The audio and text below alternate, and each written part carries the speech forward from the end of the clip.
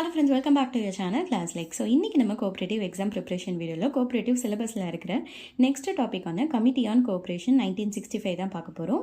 வீடியோக்குள்ளே போகிறதுக்கு முன்னாடி நம்ம சேனலை ஃபஸ்ட் டைம் பார்க்குறீங்கன்னா மறக்காமல் சப்ஸ்கிரைப் பண்ணிக்கோங்க. அண்ட் கோஆப்ரேட்டிவ் எக்ஸாம்ஸ்க்கான டெலகிராம் சேனல் லிங்க்கு கீழே டிஸ்கிரிப்ஷன் பாக்ஸில் தரேன், செக் பண்ணிக்கோங்க. நெக்ஸ்ட் டாப்பிக்கான கமிட்டி ஆன் கோஆப்ரேஷன் 1965 பற்றி தான் பார்க்க போகிறோம்.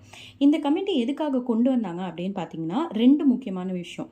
ஒன்று வந்து கோஆப்ரேட்டிவ் சொசைட்டியோட ஜென்யூன்னஸை டிட்டர்மைன் பண்ணுறதுக்கு, அதாவது கூட்டுறவு சங்கங்களின் திறமையை மதிப்பிடுறதுக்கும் அந்த போலி சங்கங்களெல்லாம் ஒழித்திடவும் வந்து கொண்டு வந்தது. ஓகேங்களா. ரெண்டாவது முக்கியமான விஷயம் எதுக்காக கொண்டு வந்தாங்க அப்படின்னு பார்த்தீங்கன்னா, இப்போது அதாவது எக்ஸிஸ்டிங்கில் இருக்கிற கோஆப்ரேட்டிவ் லாஸ் அண்ட் ப்ராக்டிசஸை பற்றி ரிவ்யூ பண்ணுறதுக்கு, அதாவது இப்போ இருக்கிற சட்டங்களில் இருக்கிற குறைகளை அப்புறம் வேறு ஏதாச்சும் கொண்டு வரணுமா அப்படின்ற பரிந்துரை செய்கிறதுக்காக கொண்டு வந்தது தான் வந்து இந்த கமிட்டி ஆன் கோஆப்ரேஷன் 1965. ஓகேங்களா. ஸோ இது எப்போ எஸ்டாப்ளிஷ் பண்ணாங்க அப்படின்னா 1965. அண்ட் இந்த கமிட்டியோட ஹெட் யார் அப்படின்னு பார்த்தீங்கன்னா ஸ்ரீ R.N. மித்ரா, அதாவது ராம் நிவாஸ் மித்ரா அப்படின்னு சொல்லுவோம்.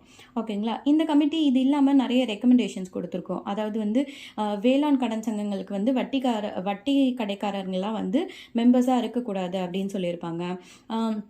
அதுக்கப்புறம் வந்து ஆடிட்டுக்கு வந்து கவர்மெண்ட் வந்து தனியாக எடுத்து நடத்தணும் ஆடிட் அப்படின்னு இருப்பாங்க. அதுக்கப்புறம் சர்ச்சார்ஜும் டிசிப்ளினரி ஆக்ஷனும் இவங்களுக்கும் பொருந்தும்னு சொல்லியிருப்பாங்க. ஸோ இந்த மாதிரி நிறைய விஷயங்கள்லாம் வந்து இவங்க சொல்லியிருப்பாங்க.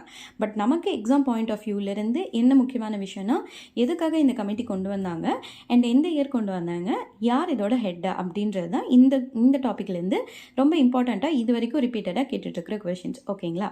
Fine.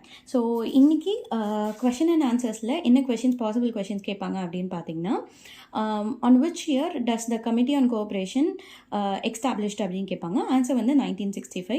who headed the committee on cooperation அப்படின்னு கேட்பாங்க. ஸ்ரீ R.M. மித்ரா, ராம் நிவாஸ் மித்ரா அப்படின்னு சொல்லலாம்.